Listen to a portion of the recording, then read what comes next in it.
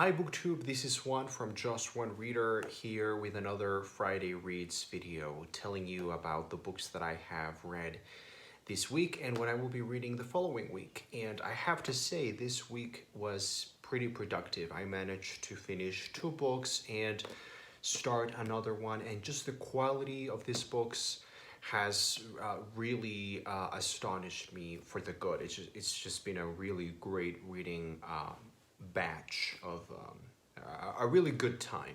So the first book that I completed this week was The Fermata by Nicholson Baker.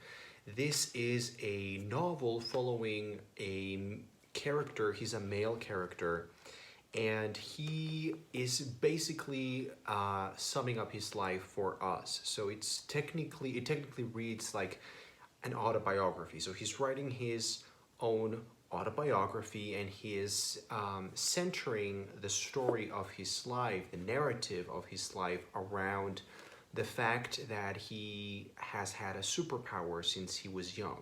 And this superpower, quote unquote superpower, it's like an ability, it's a skill, it's a pretty magical ability, of course, is he can stop time. And he tells us, the reader, what he has done with that superpower.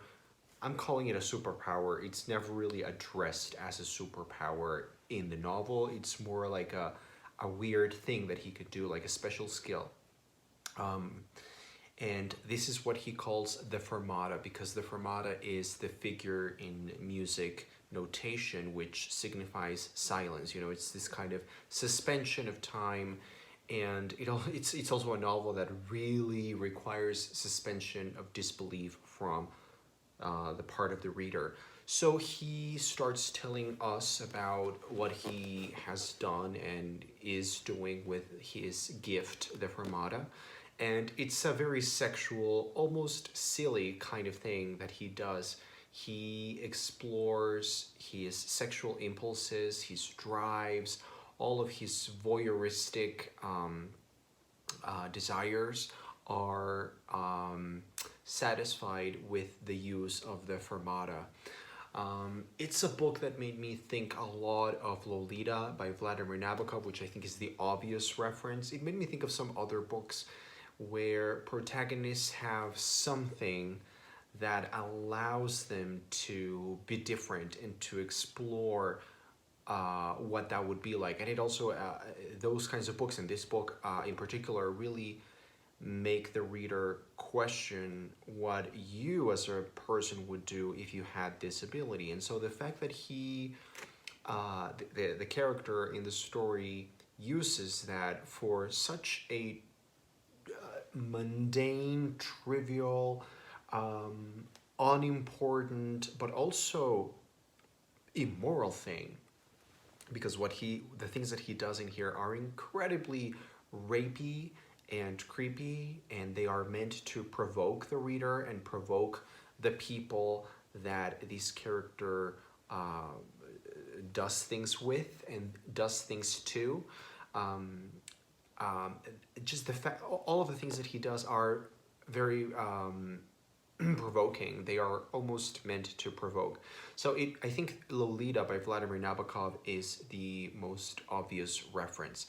Now, I gave this book 3 stars. I enjoyed it because I think the concept, the way that the concept is explored, this ability of stopping time and how he uses that is cleverly explored. I think the book is also very successful at sort of treading a very fine line of moral questions, just like Lolita and some other books. I think the book is very clever and witty. It never made me laugh, and I really was expecting a moment of catharsis where I would just burst out laughing, but that moment never came for me. So it was not exactly funny. It was more like witty and like stream of consciousness witty, but it never got properly hilarious as I was expecting it to be. But my biggest problem with this book is the fact that it's really about nothing. There's no plot, and this is just very essential to the book. It's what it is. There's no real storyline. It's just a combination of flashbacks and memories, and there's a lot of description of what he does to women's bodies during the Fermata, during the suspension of time. And it was good. It was good to read. I mean, it was immoral and horrible and reprehensible and disgusting, but it was very interesting to read. It was fascinating in a way to read about those, excuse me, those musings, those inner musings. My problem was the book was over 300 pages, and it didn't need to be so long. It could have easily been a short story or maybe a short novella, but I thought it was just boring by the end. So I gave it 3 stars, but it was a very interesting book, very interesting. And then the other book that I read this week, which was a complete delight, was Q's Legacy by Helene Hanff. Helene Hanff is the acclaimed uh, best-selling author, one of my favorite authors ever, of the book 84 Charing Cross Road. But she's also written many other books that are very much about herself, her own experiences. They are nonfiction memoirs in a way. She has a book that I absolutely adore. It's one of my favorite books, which is Apple of My Eye, which is about New York City. And it's absolutely a perfect, delightful, charming book. She also wrote 84 Charing Cross Road, which is her most popular work. And in that book, she tells the story of her correspondence with Frank Dole, who was a bookseller in London, and they had a very long-lasting corresponding relationship over the years, and it's just lovely and filled with bookish nostalgia and delight and charm. And then she wrote a sequel to that book, which is The Duchess of Bloomsbury Street, and so all of those books are great. Now, Q's Legacy is supposed to be the story of how she came to write the original 84 Charing Cross Road. And it is that, but it really is so much more. It's sort of a miscellaneous collection of memoir, sort of anecdotal pieces of writing in which Helene Hanff explores how she came to be a writer, how she came to be in New York in the first place, how she became a New Yorker, how she wrote all of the books that she wrote, and then, of course, how she came to be famous with 84 Charing Cross Road. And I think this is a really wonderful companion piece to all of those pieces of work. If you have enjoyed 84 Charing Cross Road, you really should read this. It's so interesting. It's so familiar and nostalgic and delightful and charming. I just can't believe that someone can make me feel this way with her writing style and with her voice. It's just wonderful. My only problem with this book really is the title. I just don't think that the title is very accurate to Q's Legacy, because it's called Q's Legacy because she is sort of paying homage to this man, Sir Arthur Quiller Couch, that's the Q, who was a sort of mentor, a symbolic mentor for her. But I just don't really love the title. I think it would be. I think she could have come up with something more charming or more, spicy. Um, so I really loved this book. There's really nothing bad that I can say except I have enjoyed her other books more because they are more about her experiences visiting some other places, or corresponding with Frank Dole. And this one felt more like a backstage pass into the making of all of those previous books. But there's just a lot of other wonderful stuff in here, like when they adapted 84 Charing Cross Road for the screen and then for the stage, and she's sort of participating in these processes and overseeing or just watching um, what they do with her own work. I really loved also the exploration of fame and what fame can do to someone who is not used to being famous. I think that was very, very good. My biggest fascination with this book and with this author in general is she's so honest, and it's so wonderful when you're reading something like this, where you just feel such a sense of honesty, which is something that our modern society certainly lacks. I think that we have overall as humanity, we are facing a crisis of honesty. What with social media, we everybody has become in some way more narcissistic than before. Um, and this reading this is just so refreshing because it really brings you back to that core honesty. It's like having an inner compass of truth. Oh, it's so cheesy. I'm sounding so corny, but it really is wonderful to read Helene Hanff, and this book did not disappoint.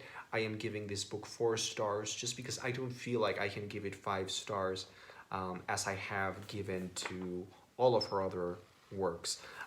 Also, something really cool in this book is that she tells a story of, and this will be very interesting if you have read 84 Charing Cross Road, or The Duchess of Bloomsbury Street. She tells a story of how they unveiled the Plake that is in the place where the bookstore used to be, and there's this like little basic drawing of the Plake which says 84 Charing Cross Road. The booksellers Marks and Co. were on this site, which became world-renowned through the book by Helene Hanff. I was there, and I'm actually gonna try to insert a picture of that Plake right now so that you can see it. I was there last year visiting London. I had to be there. That was one of my first stops. It was like going to the Vatican. It was like a moment of reflection and inner growth for me. I just stood there watching this Plake, and I touched it, and I wanted to cry because it was just such a meaningful moment standing there. So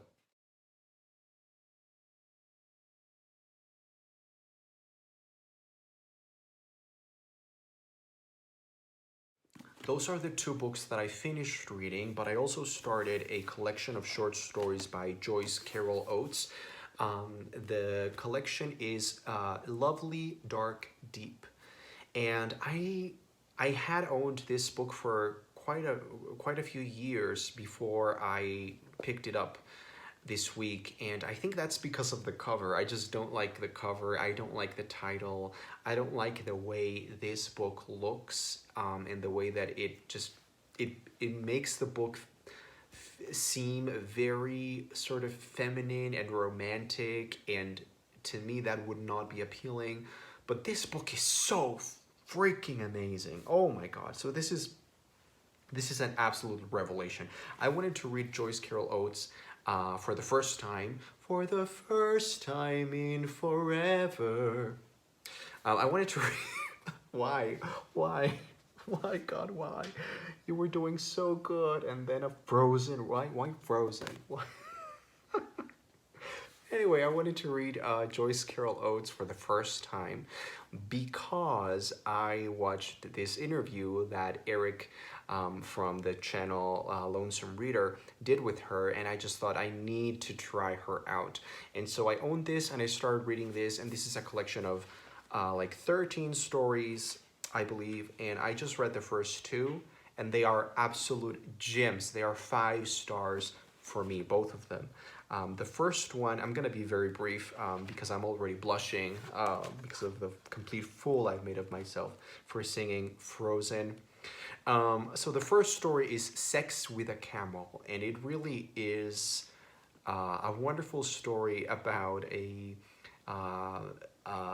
young 16-year-old kid who is going to the hospital with his grandmother so that she can have some sort of procedure done to her. And you just see and hear the banter between both of them and the inner musings of this kid. And it's a very unsettling story, but it's also hilarious. I laughed out loud in every single page. It was wonderful. I loved her writing style. Um, it was just perfect. It was exactly the kind of thing that I like.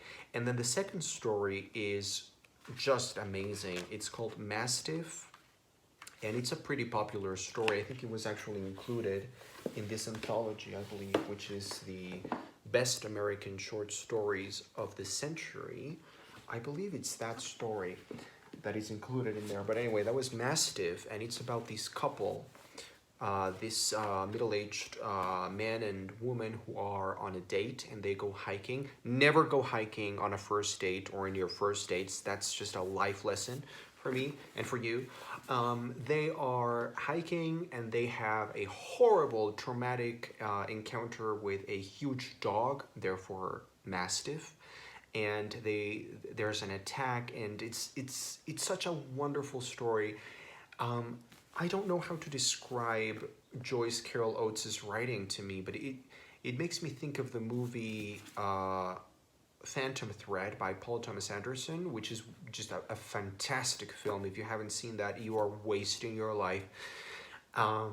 It made me think of that, I think, because the style is very sort of elegant in a poised but very mundane way. Like her use of the English language is very concise, unadorned, simplistic, but elegant and perfect and precise.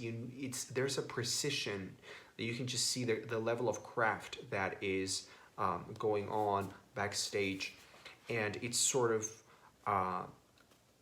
it's so fast-paced in a way, but it's very readable. It's what I want to say. It's very readable and very accessible, but it's also incredibly rich with meaning and contemplative and meditative, and it's just the perfect kind of writing style. These stories are absolutely out of this world, and I cannot believe it took me so long to read her. So I will be finishing that hopefully this week or in the incoming couple of weeks. And then I want to start reading The North Water, which is a novel by Ian McGuire. This was also recommended by Eric from Lonesome Reader. I've had this book in my shelves for forever, and he featured it in his video about page turners, and so I just want something fun, something rollicking, something suspenseful and mysterious, and something that will keep me up at night. So there's that. And then when I finally pluck up the courage to do so, I want to read Gone with the Wind by Margaret Mitchell. This is a chunkster of a book, but I started reading like the first page actually, and it's actually pretty accessible, and it reads like it really draws you in. So I want to read something big and sprawling and epic in scope as this one. So there you go. Those are my Friday reads. I hope you enjoy. I hope you are not still thinking about the time I sang for the first time in forever from Frozen on a video. As an adult, shame, shame, shame, shame. Anyway, thanks for watching.